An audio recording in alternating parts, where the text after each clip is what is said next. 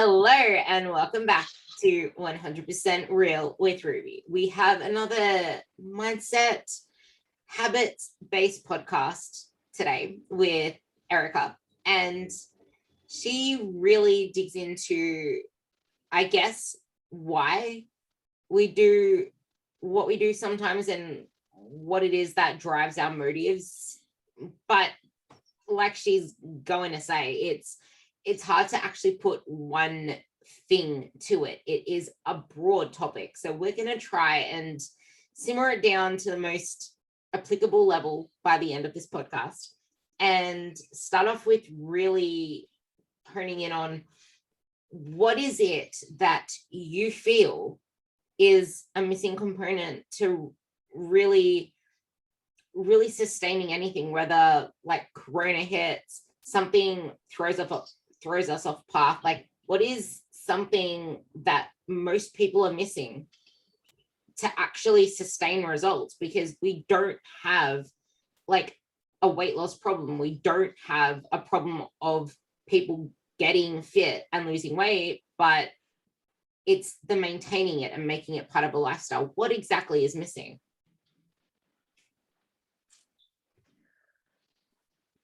That's a really good question. I don't think there's a single answer, but I do think there are some factors that if people can nail from the very offset, it would be very helpful in maintaining results. It is going to be quite dependent on the individual, but across all individuals, regardless of what it is, I would think consistency over time and making little actions, habits, are going to be two ways to maintaining whatever results you get and making them sustainable. What do you feel is a massive driving factor for the habits that most people are striving to achieve? Like, say someone sees Jenny do like smashing her usual training, doing 4 days a week. She is able to prep her food. She's able to get in her steps, nail everything. But his muffin moo, who literally just had a baby about a year ago, she has 2 other kids and she currently works full time. And then there's someone else who's trying to build a sustainable lifestyle and make some changes, but she also has a family, but she's a single mom trying to juggle all of that. I think it's really difficult to compare, for example, a fitness influencer for whom looking fit, being fit, engaging in all the quote unquote right things to maintain the certain image that they have. I don't think that's a very sustainable way of living for women whose jobs aren't primarily that. So the 2 examples that you've given, if they're mothers before they are full-time workers and or before any other identity, you can't really expect that they would be able to live the same lifestyle and engage in the same habits that keeps this fitness influencer or coach or whoever this fitness person might be. Having the mothers try to engage in the same activity at the same intensity every single day is going to be almost impossible because they've got children to look after, they have a full-time job. It's not really their priority to look or live the lifestyle that this particular person who's in the fitness industry does, because for them it's a job. If they're single and or if they don't have a family, then they don't have as many responsibilities. So the energy that they can put into looking and being the way that they are, whether it's fit, healthy, whatever lifestyle it is that they manage, I don't think that's a very sustainable and or realistic thing for people who are not in that context to try and achieve, if that makes sense. I think the habits that you build, the certain actions that you can take to become fitter and healthier and a better version of yourself is going to be different depending on what your life is, depending on what your context and your environment is. That's going to look different depending on what your responsibilities are. And this is such a big thing that many people are missing. And this is the one thing, pretty much, in my opinion, that is holding a lot of people back. We're comparing ourselves to what other people are doing and how other people are approaching fitness, approaching food. We're trying to see what other mums are doing. We're trying to hold ourselves to other people's standards, other people's expectations. And then that leads us to put unrealistic habits, unrealistic goals, unrealistic expectations on ourselves, which only leads us to feel like a failure. And this kind of ties into the past posts that I have done on the whole fuck it mentality, where you may have a little lapse and then say fuck it. And then that can lead to a yo-yoing effect. And if it's not that, then it can lead into nightly binge eating or overeating, or it can lead to just completely just blowing off stress left. People right, throw out the baby with the bathwater, like the complete tank. It's like, oh, I've just seen a piece of chocolate, I might as well just go and binge on that ice cream. Well, I've just screwed up my diet completely. I'm just going to go all out this week and then start again next week. And then, the process repeats. I think there's two things to consider here. So the first thing is, what you see on social media is hardly ever going to be true. When it comes to fitness influencers or coaches who market themselves, they're marketing themselves for a particular audience, for example. And I think the way that they look is going to be partially due to things like the genetics, also having the privilege to have been born the way that they have been born, having the luxury to be able to eat and train the way that they do without being limited by, the same things that full-time workers or mothers might be, because if they've got kids, if they've got a family to look after, then they're not going to, again, be able to have the time and the energy to spend into 2-hour workouts, 2-a-day workouts, and or having their entire day's worth of meals planned, and tracking super meticulously, which should get you to look the way that these fitness influencers do. I also think that you could eat and train the same way that these fitness people do and still look and feel completely different, just because you don't have their bodies. And then I've lost my train of thought here, but third is also, you could do it, how have the whole, I can't sustain it anymore, this isn't sustainable. Oh yeah, that's it. Yeah, so it's the black and white thinking as well. So it's like, oh, I'm going to be, it's the all or nothing mentality. And I think that tends to be where people fall down. They go, I'm either in it or I'm not. Therefore, if I deviate slightly off plan, then I'm a failure. Therefore, I'm just gonna, screw it all for today or this entire week and then start again next week, fresh. And I'm not going to fall off the wagon again, which is rarely the case. Yeah.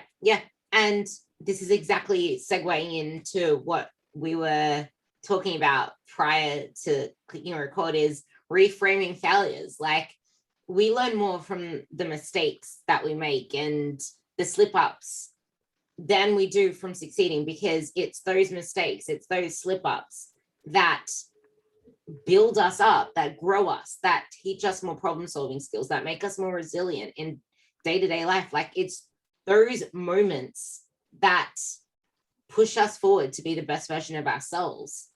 So when it comes to reframing failure, this is something that a lot of people, that's what leads to throwing the baby out with the bathwater. Like, how would you consider reframing failure and failure in itself as integral to the process and reframing the way that we see it, so we don't let ourselves down and then not think we're made for it anymore?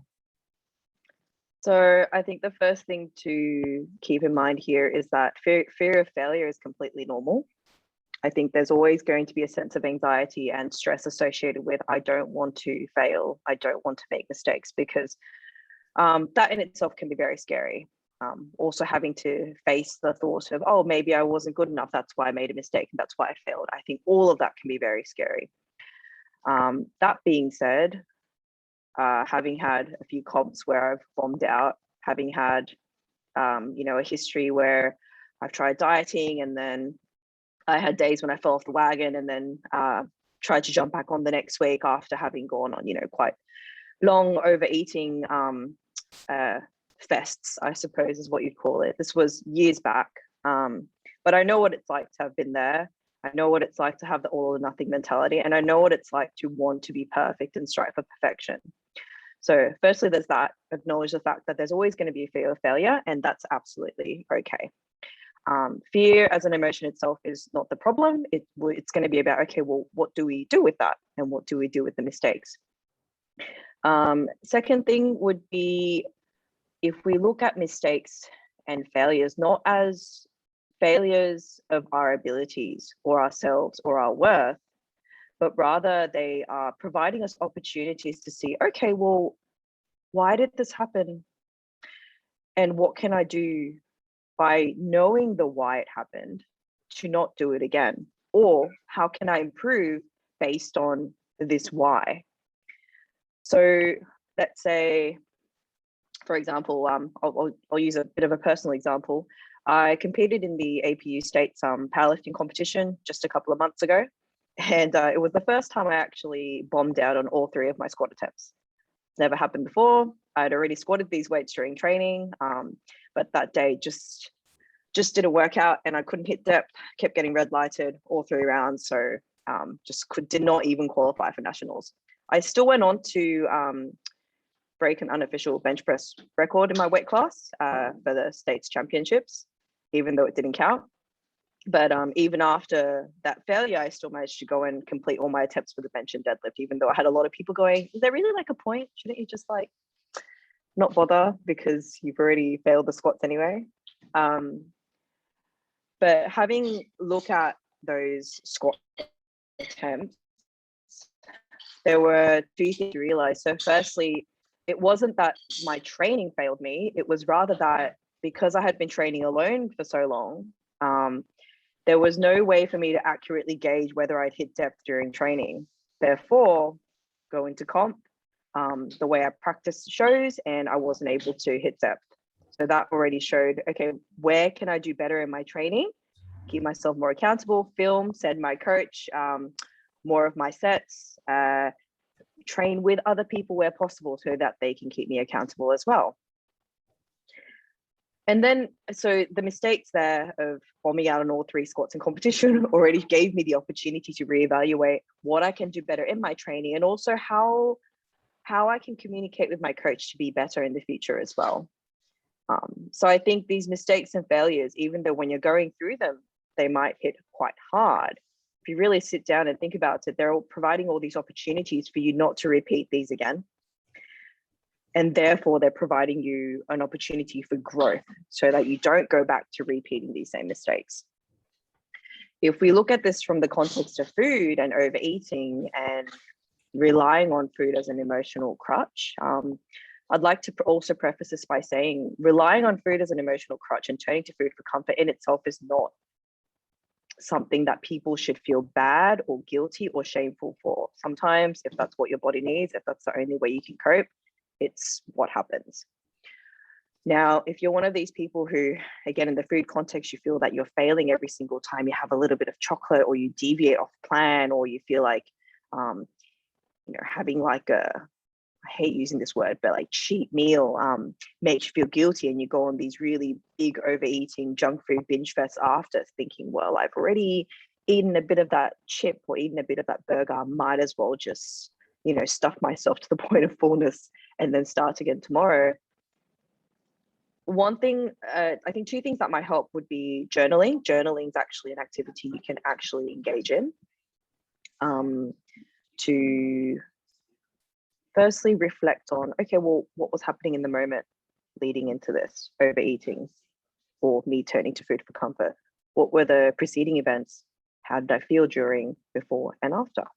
So journaling would be a really good one. Journaling also allows yourself the opportunity to reflect on these mistakes and failures so that you're less likely to think of them as, oh, well, I failed and I'll never be able to lose weight. I'll never be able to have a healthy relationship with food. I'll never be able to be healthy. This is where I'm always going to be. I think looking at these mistakes as opportunities for you to reevaluate, okay, well, why did this happen? what can I do to not repeat these mistakes again? Is it turning to a loved one for comfort? Is it getting a coach to help me with my training and my nutrition? Is it going to see a psychologist to work through why is it that when I'm stressed, when I'm emotional, I do these behaviors? I think all of that will help reframe what these little slip ups might be and make it less likely for you to fall off the wagon again in the future. Something else I want to say journaling helps with is the art of visualization. It allows you to visualize what the ideal version of you would do next time and actually see it happening. And it's almost like having an if-then scenario. If this happens, then that. But the thing is, if that slip up and failure, quote unquote, didn't happen in the first place, you wouldn't have another way to go around it. And it wouldn't have given you that, hey, I went through that before, I can get through it again. And that's something so many people forget, is that you've been through shitstorms before, like failures, whatever, and you come through it on the other side. But when all you can focus on is where you're not at right now, the expectations of society, when you're too busy running around for your partner, your kids, this person, that person, you're not putting yourself first, which is going to be the next really big topic we're going to talk about. If you're too busy being everything for everyone else, you don't give yourself the chance to just pause and reflect, to better yourself, to grow yourself. So it's so much easier to fall into the cycle of yo-yoing. And it is that hard to unlearn certain behaviors, to unlearn certain beliefs. Like, unlearning things is probably one of the most important things that many of us struggle to do, because we have these beliefs that made us the way that we were. We have these beliefs, these actions, these habits that we like, it served us in one way. That's why it was so hard to break. That's why we are where we are now. Like, there's some reason that we were doing something to serve us in a certain way. And I guess that's pretty much what I want to touch on with you, is how can we unlearn all that? Well, not all that, but how can we unlearn to then become and start putting ourselves first? I think on the note of journaling, actually, I was also going to say one thing it could also provide you the opportunity to do is focus more on what you did better and what you did well, compared to focusing on just the mistake or the failure. Because every time you make a mistake, or every time you believe that you failed, if you have learnt from the previous one, then there's going to be things that you have done better. You might have noticed that you were turning to food for comfort, for example, whereas maybe 2 weeks ago you might not have. So it's that increased awareness of the self, and also increased awareness of, okay, like noticing how you're improving and how you're learning from the previous mistakes and failures as well. In terms of how can we unlearn, I would highly recommend that if you have any, I'm going to say that most people will benefit from some form of psychological therapy. And I think there's actually a really big stigma attached to seeking mental health care. Whereas we go and see the GP if we have any small ailments, we also do lots of things to preserve our physical health, such as engaging in exercise, going for walks, doing things that make us feel good. But when it comes to mental health, for some reason, there's a massive barrier, even though psychologists and psychology and mental health care can be used not only to treat people who are already mentally ill, but actually help people thrive. So you can go from treating illness to actually promoting wellness. So I would say definitely go seek some form of mental health care, even if you don't believe that you need it. We don't train and we don't eat well to heal from a sickness. We do it so that we can thrive and be better and feel great in our own bodies. So I think it's the same with mental health care. A lot of the stuff that we have learnt as a child can actually start from even before we can remember. So when we were in our mother's womb, even when we were an egg in our mother's ovaries. So there's a lot of evidence now for things like intergenerational trauma. So trauma and experiences being passed down for about 3 generations, because obviously a woman is born with a finite amount of eggs that she will forever carry for her life, from when she's actually an embryo. So it's acknowledging that for one, and also the fact that when we are born into an environment where there's certain things that are sort of predetermined for us. So, you know, our parents' wealth, the socioeconomic status, the type of education that we receive, the type of material that we're exposed to, especially things around diet culture. So, you know, if you're born a woman or if you're born and you identify as a girl or a woman, and there's going to be things that you are drawn towards, things like, you know, being made to wear pink or being exposed to Disney movies, or if your mother had a really hard time losing weight and she had magazines everywhere around her, which was always about weight loss, then you would have grown up being exposed to that. So having to unlearn all that conditioning, which comes from both a personal and a societal sort of environment, that can be a lot of work to do. It's not impossible, but again, seeking healthcare for where you need it is going to be one of them. Getting a coach who can help you through this is going to be another one. But it's also about becoming very aware of what sort of behaviors that you have that are quite harmful, and reflect some of the more negative inner dialogue that you might have about yourself. So for example, if you're looking in the mirror, what is the first thing that you recognize yourself saying to yourself? Is that you look in the mirror and you look at your stomach and you go, oh, like, why do I still have this? I'm so ugly. Like, I don't understand why I can't look like those girls who are on social media. With that sort of dialogue, we might not even be conscious that we're doing it until we catch ourselves and really question, okay, what is it that I'm seeing in the mirror? What is it that I'm feeling right now as I look at my reflection? So that sort of awareness and questioning of how am I talking to myself when I see my body and when I'm moving around in my body, I think is going to be one of the first steps to unlearning some of the conditioning that we have that has led us to be very negative about our bodies and self-image.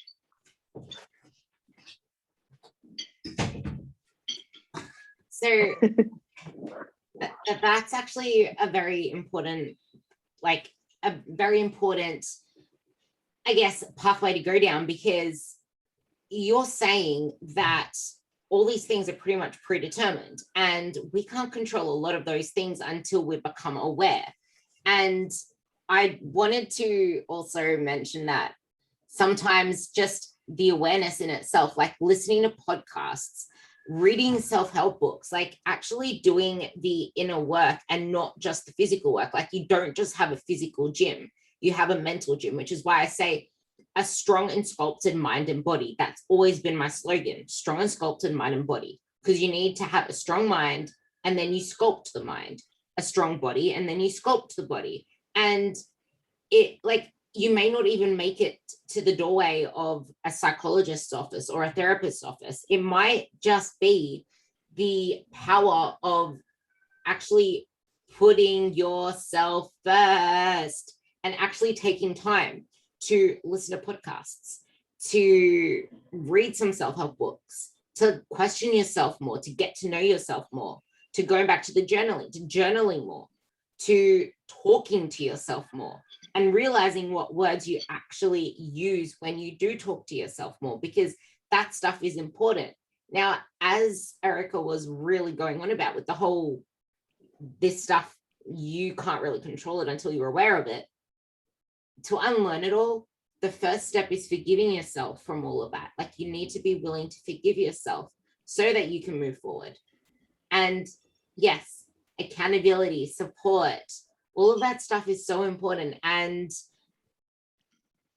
overlooking the impact of these mental intrusions, they're not just conscious, they're also unconscious, and they can impact our belief of success, our belief of moving forward, our expectations to always fail, our expectations that we're not good at, like, we believe that we're not good enough, we're not made for this. We start to have emotions overwhelm us again, compare ourselves to other people, talk to ourselves negatively, not put ourselves first anymore, because we just spent all that time bringing all that back. And it's like, this is how important it is to actually focus on the stuff that seems stupid and meaningless, because it is so easy to relapse. Like relapse is normal because we've been conditioned these ways. And that is something we've done for however many years. It's just like it didn't take you however many years to put on all of that fat or weight, for example.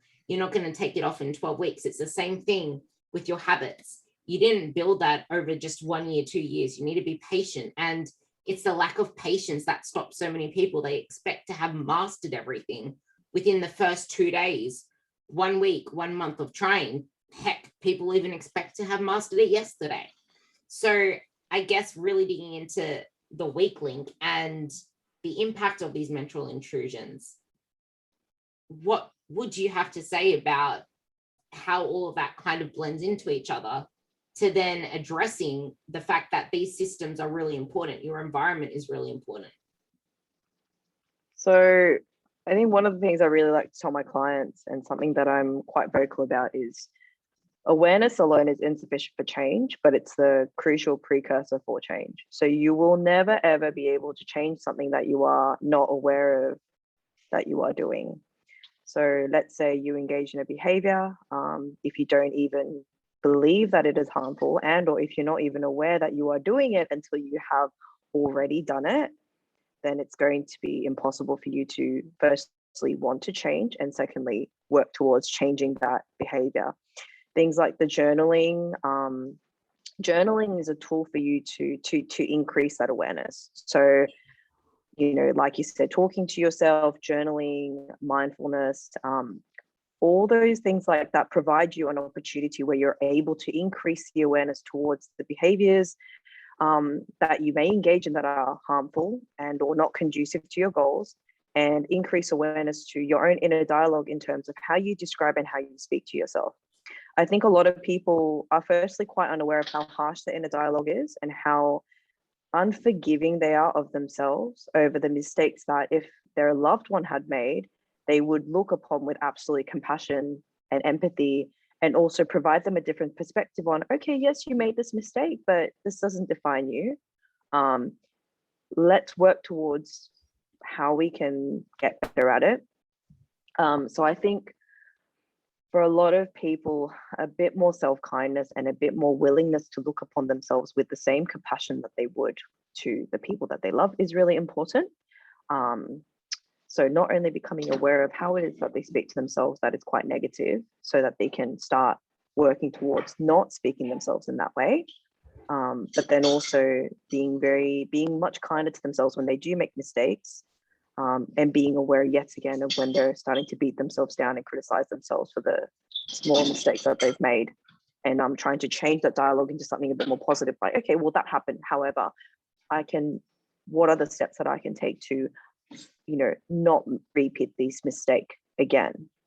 Because we all make mistakes. We all fall off the wagon sometimes. We all relapse. We all engage in behaviors that might not be very good for us from time to time, and that's okay. Really emphasizing catch yourself winning. You need to catch yourself winning more, because if all you're going to do is focus on all of these slip ups, you're going to keep repeating those slip ups, because that's your inner dialogue. This is how important inner dialogue is. I think it's absolutely important to make sure that for every time you criticize yourself, you also focus on something that you've done really well. I think that is one thing that people don't do enough of. People will always focus on the things that they did wrong. They might focus on the one thing that they could have done better over the 10 things that they did better this time. Again, things like journaling, again, it's another tool for them to be able to notice when they have done some things that are better. And I think really taking the opportunity to recognize when they've done something well and congratulate themselves for it is really important, in the same way that you would praise a child or you would praise a loved one for doing something really well. Yeah. It's what would, I guess sometimes as well, it's really being genuine with your inner dialogue when it's like when you're actually trying to change it, being genuine with it. And maybe you might have some examples as well, but there are some people that try but don't do, as in they will try to say something they're grateful for or an affirmation about themselves, but realistically it's not really an affirmation. It's not really a gratitude. It's not really something positive. It's them trying without believing it. What do you have to say about that? And do you have any practical tips on that one? Yep. So first thing I would probably like to say is when people are going through a really tough time, especially during the times of lockdown, for example, and you are genuinely suffering, the ability to be able to see the positives and focus on the positives, focusing on the things you can control, does not necessarily negate how uncomfortable and how stressed and how negative you still may feel. So I think it's acknowledging that both those emotions can exist in the same space. I think it's very important to sit with the fact that, yes, you may be uncomfortable, yes, you may be stressed, and that's okay. It's a very normal response to a very stressful situation that almost everyone is impacted by to some extent at the moment. So in terms of a practical example, I think one of the most recent ones I could probably use is, you're the same as well, but as a sole trader in the fitness industry, we've all been hit pretty hard. So for the first few days, it was a matter of, okay, well, I feel like this. What can I do to not necessarily make myself feel better, but what are some of the actions that I can take that will help take the focus away from everything is really crap and stressful, because that in itself is not going to change. Me sitting there feeling really sorry for myself, feeling really crappy, and also feeling really worried for my other friends who are also in the fitness industry and all the other small businesses, and also worrying about the fallout of this. You know, we can probably do this for a very long time, but it's going to be the burnout and how we're going to manage after, once gyms do reopen and once, you know, the restaurants can operate again, things like that, etc. So very future oriented worry. What are some of the things that I can do in the present that can help with that? I think I recently made a post about this, but I think there are 3 steps that can really help change how to approach this stressful situation. So first thing would be to really notice and even physically note down, such as journaling, even one thing that you have and are grateful for every day. So I found that as the restrictions got worse, I would sit down at the end of the day and notice certain things. So I had the opportunity, for example, to help and interact more with some coaches and athletes and friends who I otherwise don't see, because we're sharing the park, sharing this public space where we can provide training equipment and share this experience together. So that sense of community was something that I found I really appreciated. That was one thing I was noticing I was being grateful for almost every day. And then there were also the moments that had passed, the moments that were before the restrictions came in that I found I was being grateful for as well. So my sister and I had the opportunity to visit my dad, who's outside my 10-kilometer radius, the day before the restrictions got worse, to decrease the radius to 10 kilometers, and you can't go anything outside of that. So it was the gratefulness of having been able to do that as well. And noticing that, I was still given the opportunity to be able to do that before all this happened. And then the second would be, focusing on some of the positives that have come out of this really, really stressful period. And there always is one, or there always is a few. It's just a matter of, not just reframing, but just noticing, well, then what are some of the good things that have come up? I think one of the good things is it has highlighted a sense of community.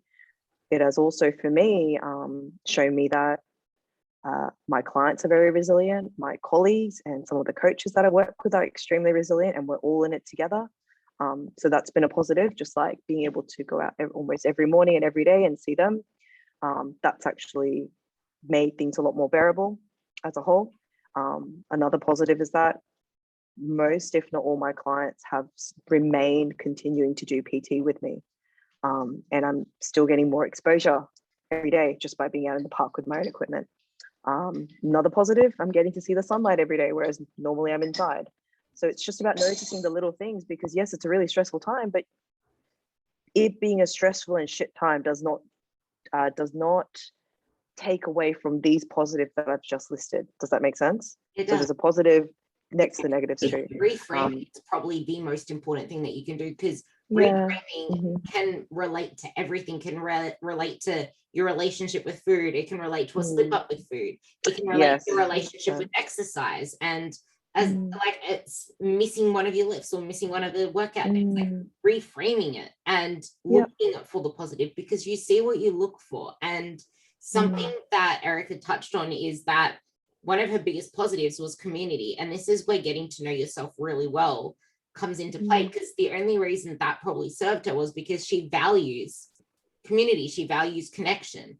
We need to know what our values are and then ask ourselves, what is it that I can do, that I am in control of, that can make me feel this way, that isn't going to the gym, that isn't doing what I used to do. Like, you want to still elicit similar feelings to those that you used to get from things that you obviously can't do anymore. And it's like your environment is really powerful in pushing you forwards to that. So one last thing I really wanted to touch on in regards to that is relationships and toxic relationships, because like you can make all of these changes within yourself, you can get the accountability, forgive yourself, move forward.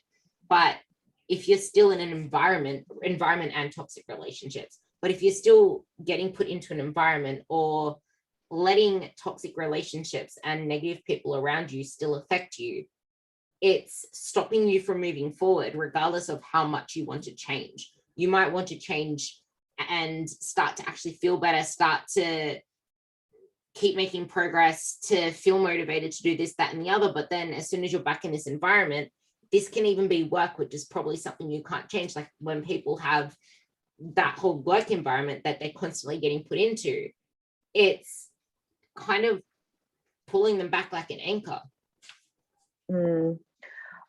So just before we move on to that one, in terms of actually practical tips, because this could still work for the reframing the mindset as well.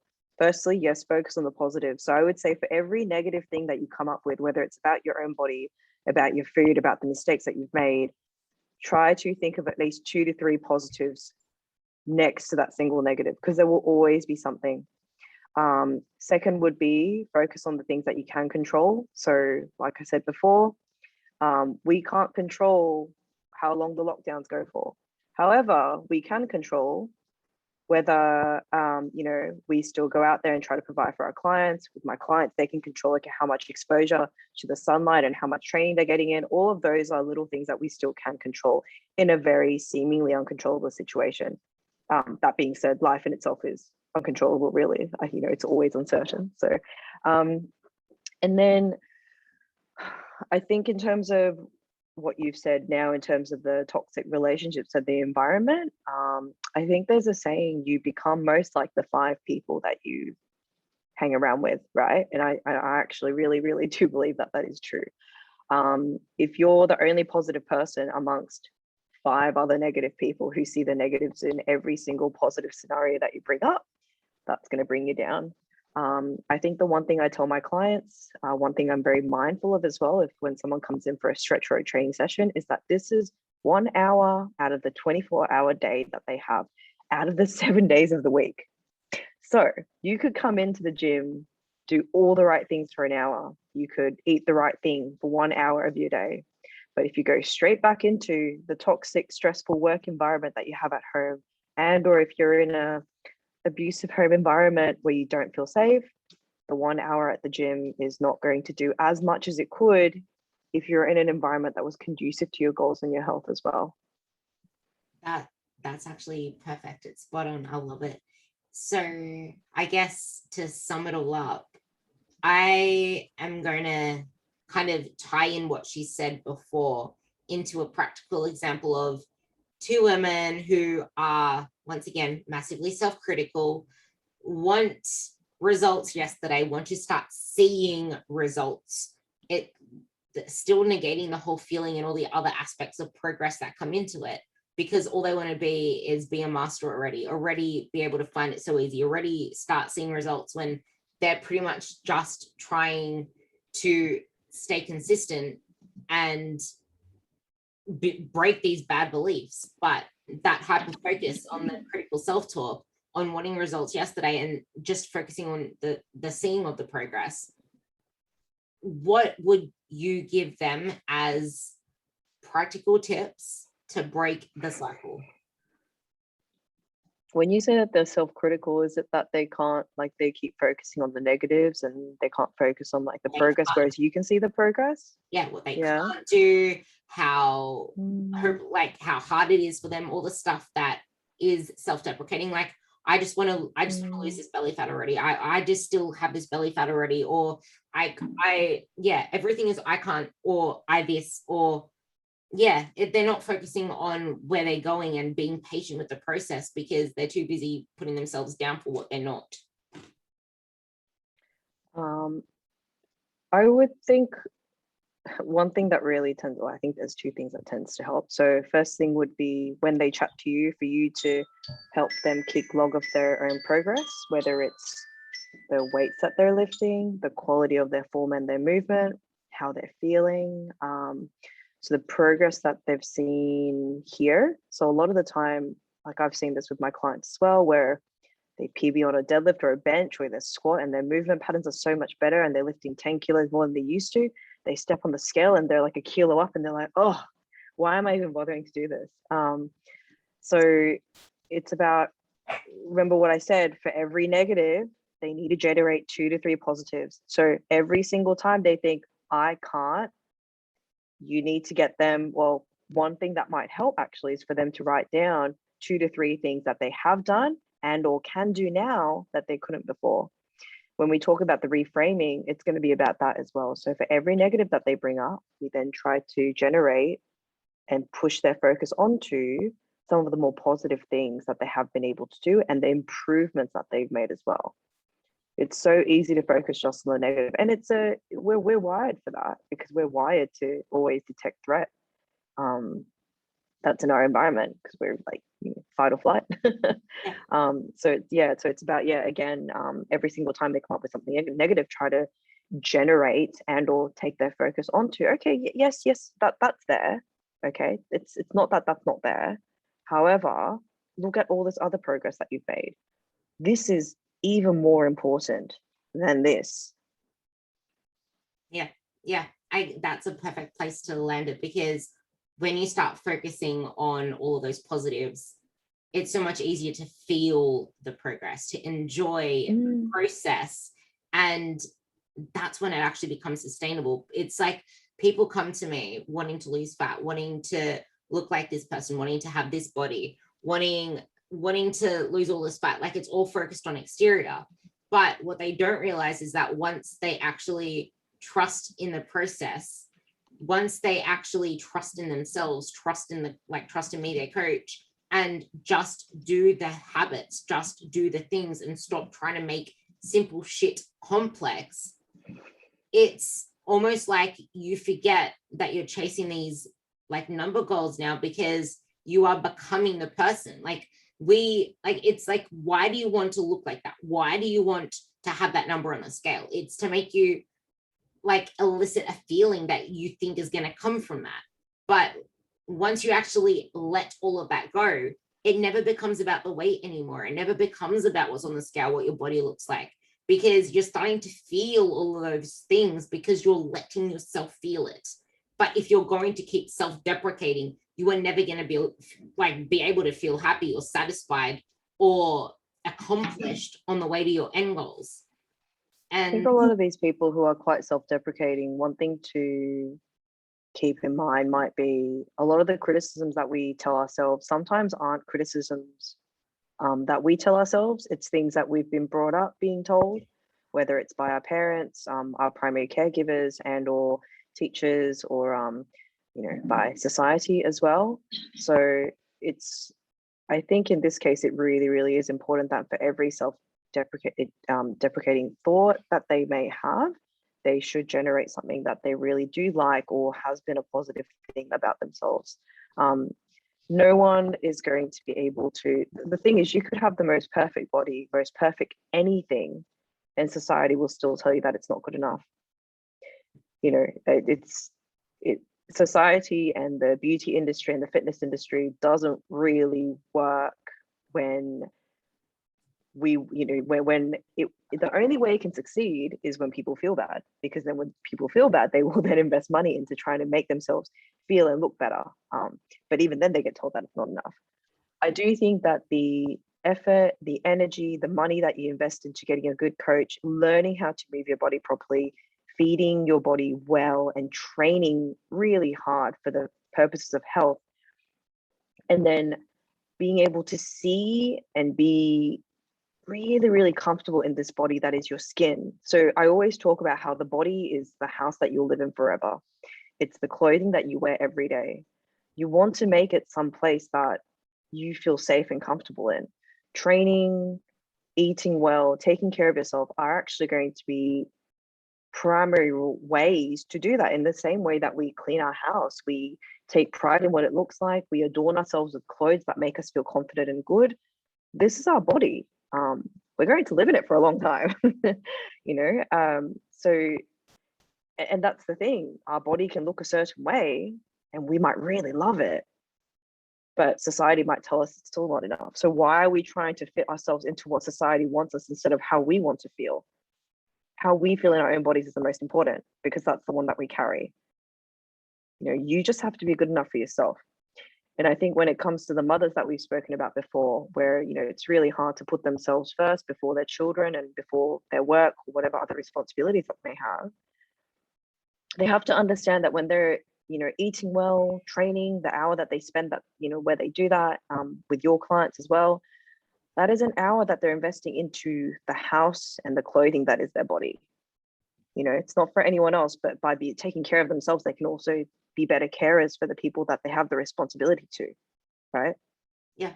And you don't realize all of that stuff if all you're doing is focusing on everything that you're not tuning out, you're not looking around you. And that's so perfect. It's the perfect. We ended this chat way more powerful than we started it, and you got all those positive ways of moving forward and shifting your focus, because that's what it's really all about. Just like lockdown happened, we had to shift our focus from what we knew. Just like when anything happens and it takes us away from our usual routine, it's a matter of pivoting. Just pivot and reframe the way that you see things if it is not serving you. Don't allow something to live in your head if it's something that is not serving you. So I guess think it's also, that's the thing too, like if you're really stuck inside and you're stuck inside your own body and your head and it's not a nice place, it can be really difficult to turn that around, but it's not impossible. It just requires the willingness to want to change that and want to see the positive things. Again, being able to see the positives doesn't mean that the situation in itself isn't stressful. There's always going to be that, because there are so many things about this that we can't control.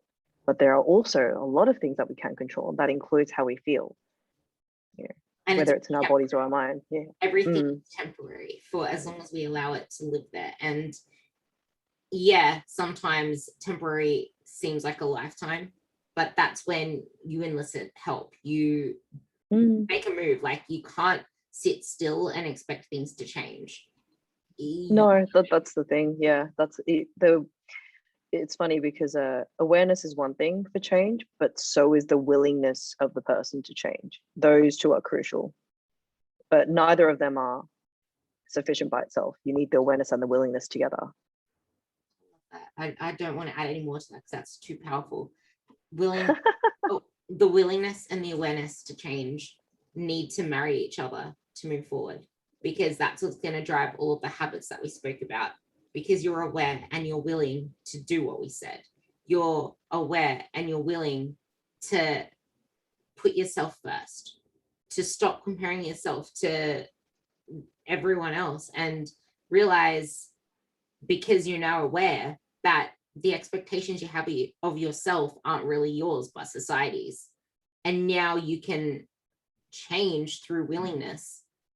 Some people will find it harder than others, and that's okay. So I guess that's a really good place to leave this, and I will put anything else in the description box below. I will link Erica's her Stretch with E Instagram down below as well, because she talks all things mindset, movement's medicine, all the things that aren't just the physical but the mental as well, because there is so much to becoming your best self, and it all starts with you being aware of, I need to change, and then being willing to change. But then you need to have the tools, and that's where all these different resources come in: a coach, a book, a podcast, a therapist. You just need to make the change and move. Thank you, and see you on the next episode.